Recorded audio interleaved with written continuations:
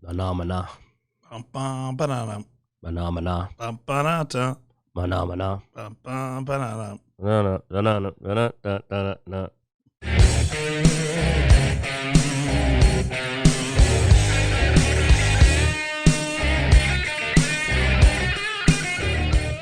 Welcome to Dice Junkies. I'm Zeno Damus. I'm here with Q. and on Skype. Yeah, Blood Axe. All right, and we'll get started. I guess we're gonna start off with. I mean, we've been gone for a month, a little over a month, I guess, a month and a half, Nobody missed us. and we're back. In black. All right, except for Blood Axe, he's in gray. Got a black cap though. Yeah. I'm in gray. Hey, Blood Axe has had a good last week. He saw the Miami Dolphins win. What do we got next? NFTs. NFTs, more NFTs. These NFTs have been, like, by now, if you haven't heard of NFTs, you haven't been watching the show, are listening to gaming news at all, because NFTs are popping up all over the place. And being fought against hard. Being fought against hard, because, I mean, NFTs are the worst of microtransaction and money grab. I mean, you get more value out of loot boxes, and that's crazy to say, but you get more value out of loot here's boxes. The thing. I mean, it's like this. Square Enix president knows people who play to have fun dislike NFTs, but wants them anyway. So it's also an issue of only adrenaline junkie collectors that have way too much money.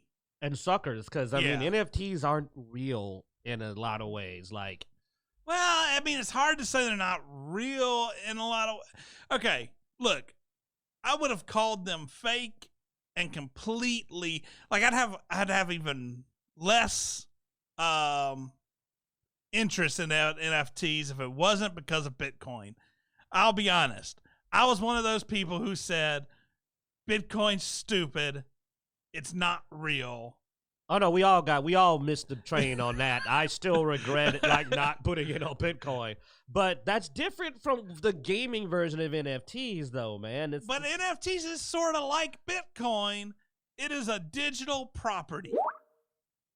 I mean, I'm not saying that it's not real in the same way I say Bitcoin. I mean, they keep catching people claiming that the NFTs are unique, and they keep catching them not being unique. That's what I'm saying. It's like, for the games, they'll tell you, this is the only one. Then they'll find out it's not. And I'm like, well, then might as well just make it a damn loot box then. Why are you even claiming it's an NFT? Oh, so you can charge more. Yeah, no, I mean, it's the overpricing of even loot boxes. It's a digital property. It's not just a loot box, though. This is an item that is supposed to hold value. And, of course, the value is reliant upon the market, sort of like Bitcoin. And where I don't like it, I don't want a market with my game. I just want to fucking buy my game and play it. I do understand. I don't want to dismiss it entirely, because I may be missing the buck again. Now, am I going to invest in it? No, I'm not going to invest go for in Bitcoin. it. But I'm not going to completely dismiss it either. Well, but from what we're talking about here, though, the market has been very hostile to the NFTs. And not just Square Enix, but several companies have tried to push it. It's been a grand failure. We talked about Epic. Yeah. Epic re-inviting NFT games to their service after Steam blocked NFT games from their service. And this was after, of course, Epic had the opinion, one of the few times I actually agreed with Epic, was when they said NFT games are a scam. It's okay. A lot of people have been burned by Epic. You're not the first victim or the last. They made sense, and then, of course, they reversed it, because they can't make sense, because they're Epic. Let's go ahead and get the first one out of the way. Come on, do it. Fuck Epic. There you go. I don't know. You seem to be building up to your own because they got you. I was like, do I get this one or do you get it?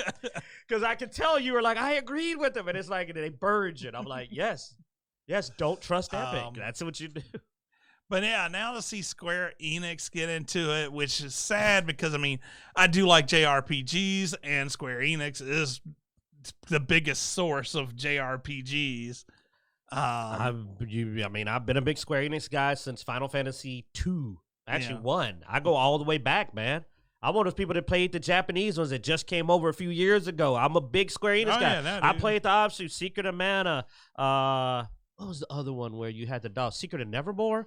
Like, I've been down the rabbit hole of Square Enix, dude. man. I got the Japanese only ones that were fan dubbed or subbed. Yeah. I played the Secret of Mana, and then you had to go and get them on the emulator after they were dubbed. I mean, not saying that we emulate, but yes, I have played a lot. Yeah, Outriders is also Square Enix. You're right, Blood Axe. I forgot about that. But they've been hurting us for a while now. Which honestly, that would NFTs and Outrider. I could see it. Oh yeah, I'm shocked they don't have it. Well, I mean, they may retroactively. That's what some companies try to do. But the market has said we don't want it. And what's funny is they're losing money. Mm-hmm. What was that, Blood X? Go ahead, Blood X. Said, well, you can't trade as an Outrider, so you couldn't do it. Oh yeah, they specifically didn't allow you to trade. Well, that's because they haven't introduced the NFTs yet. They'll implement trading. Out for that. Yeah, they'll implement trading afterwards. Yeah, when they can start making it a transaction. But basically, Square Enix president, along with Epic, is going, we're not Epic, but what was the other company? There's been several companies that have been trying to do it, have been going, we're going to do NFTs whether you like it or not. Well, I mean, you have the whole Facebook metaverse thing, which is supposedly, from what I understand, that whole metaverse thing is going to be based off NFTs and you know me, and I ain't gonna mess with it. So I mean, VR is where a lot of NFTs are going to be coming in. Oh, good. I'm not into VR yet. So, they got to get it a little smoother before I get in. I'm gonna wait until them get to what they used to call what they call the rooms. Dang it, I'm getting old. What does Star Trek call the rooms? The what? Holodecks. Oh, I'll jump in when they get up to holodeck level. But that's the AR. headset.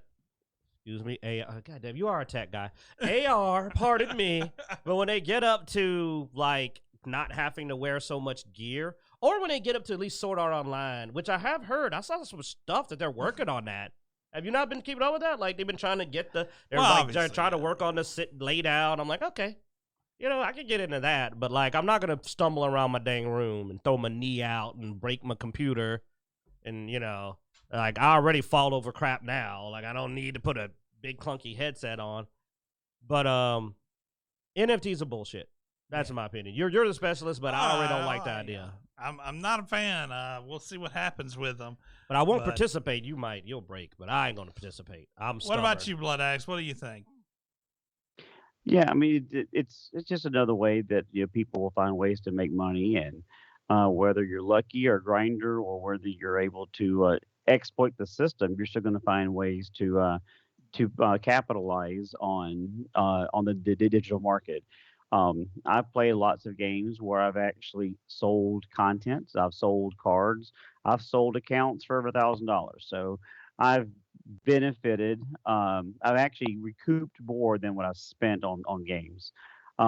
So it's if you open up the ability to trade, you're going to run into this issue. That's what it boils down to. And so a lot of games don't allow you to trade at all. And that's the way they're kind of working around the problem. So I guess you have to, what is your morality, or what is the line you draw in the sand as far as your ability to control how gear or items are obtained in game? Do you want to be able to trade? So if I'm playing with Q and we're playing Outriders and he gets this cowl that I've been farming over 1,000 expeditions on, he gets it, I don't. Should he be able to trade it to me? I would love for him to as a friend, but I got you, bro. Absolutely. But we can't trade. So you have players that are frustrated and eventually quit because they can't get their gear. So there's a delicate balance between able to have fun and get the items you want. You don't have to have making money off of it. You don't have to have NFTs though to have a trading system. So, But if they do NFTs, I mean, what they're going to do is they're going to charge it.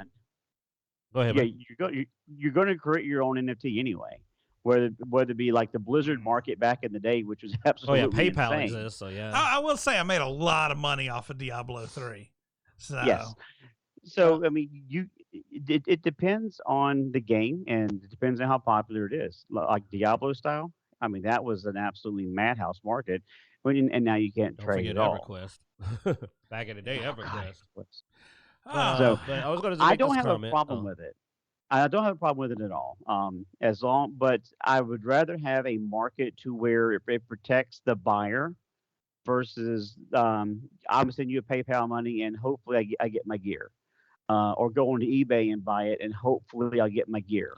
I'd rather have a market where I know if I pay this money to this third party, they have the item, I pay them, they send me the gear, they send the seller the money. I would much rather have it that way than the shady way. Well, how do you think they're going to make their money? They're going to play broker and charge for each transaction. That's their plan. I already see it. They're probably going to charge 10 cents every NFT transaction. And the seller has to account for that when they offer the item. Mm-hmm. If it's $100 and then I'm going to offer for 110 because I got to pay them 10%, okay. And as a buyer, I'm going to understand, well, there's going to be a transaction fee, so I pay a little bit more. But I would rather pay the extra money and be safe than sorry. Well, for single-player games and PvE, that's fine. But the second, even PvE, that's pushing it. But the second that works its way into PvP, that is going to be a friggin' madhouse, man. And that's why I don't play PvP now, because this just made me go, I definitely ain't spending that kind of money. And you know that the PvP scene is going to be all about buying the best guns and stuff. And they're going to start putting out broken equipment and stuff to make a lot of money.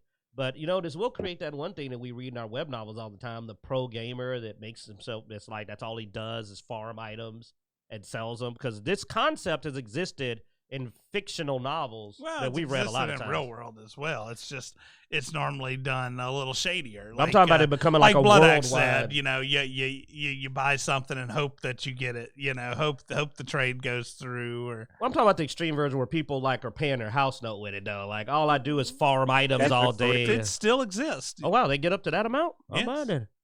I am out of the loop. Old man Q's like, what? The kids are doing what? Huh? Paying their house note with Diablo rare drops. Thanks for watching. Be sure to check out all of our videos on YouTube. Hit that notification bell. Hit the like, subscribe, all that good stuff. Whatever video you're watching right now, so you can catch all the videos we do. We do this every week live on Twitch. We do our show. You can you'll get to see that plus gaming videos from Mr. Blood Axe. He does some awesome gaming videos. Occasionally Q does. Rare. Once in a blue moon, I'll do something. I mean, when they put out a co-op game, you'll see me out with Mr. Blood Axe, but there you go. All right, guys. You can check us out at Dicejunkies.com to find links everywhere we are online, Twitter, Twitch, Instagram, Facebook, all that good stuff. Be sure to hit those notifications there. And as always, we hope you enjoy.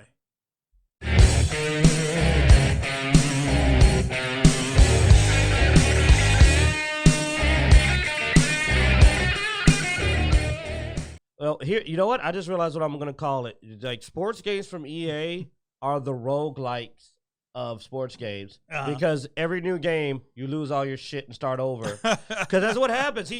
Blood Axe really hit something that I thought about. I said, you're right. Yeah. You lose everything with each new game, except you're doing this in real life. It's a real life roguelike because you're losing your money. And there's a new one every year. And sometimes they don't even redo the program.